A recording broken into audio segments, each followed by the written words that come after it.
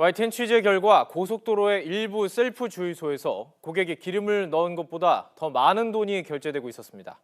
이런 사실을 알고도 그동안 쉬쉬했던 도로공사는 취재가 시작되자 부랴부랴 실태 조사에 나섰습니다. 권남기 기자의 단독 보도입니다. 고속도로 휴게소의 한 셀프 주유소입니다.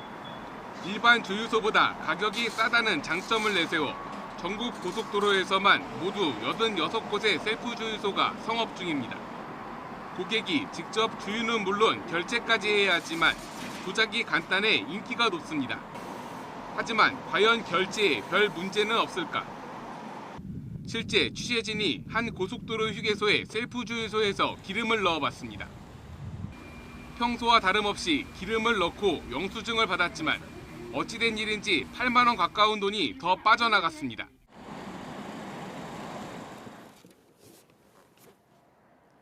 방금 주유를 하고 왔습니다. 실제 기름을 넣은 금액은 2만 1,000원이지만 카드에선 10만 원이 결제됐습니다. 셀프 주유소의 결제는 처음에 10만 원어치 기름을 넣겠다 선택하고 실제로는 5만 원만 넣었다면 주유기가 10만 원과 5만 원을 차례로 승인한 뒤 다시 처음 10만 원을 취소하는 방식을 사용합니다.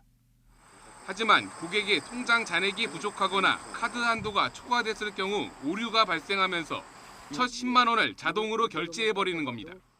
연말돼서 카드가 돈들이 없을 때 말일로 갈수록 조금 많고 통장의 잔고에 따라서 생길 수도 있고 안 생길 수도 있는데 YTN이 고속도로 셀프 주유소 5곳을 무작위로 골라 주유를 해봤더니 모두 4곳에서 이 같은 결제 오류가 발생했습니다. 수정 승인 중에 오류가 발생하였습니다. 고속도로를 관리하는 한국도로공사 역시 이미 석 달 전부터 이런 문제점을 알고 있었습니다. YTN이 입수한 도로공사 내부 문건을 보면 도로공사 수도권 본부가 관리하는 4곳의 고속도로 셀프 주유소에서 최근 2년 동안 발생한 결제 오류는 모두 7천 건, 금액으론 3억 원이 넘습니다. 하지만 고객들에게 돌려준 돈은 1억 원밖에 되지 않습니다. 고객에게 돌려주지 않은 게 확인되는 금액에 대해서는 별도의 미지급금으로 통장을 마련하고 한국도로공사는 YTN 취재가 시작되자 뒤늦게 전국 고속도로 셀프 주유소 86곳을 모두 조사하기로 했습니다. 하지만 전체 피해 금액이 얼마나 됐는지 제대로 확인도 되지 않는 상황이어서 수많은 고객들에게 일일이 더 많이 결제된 돈을 돌려줄 수 있을지는 미지수입니다. YTN 권남기입니다.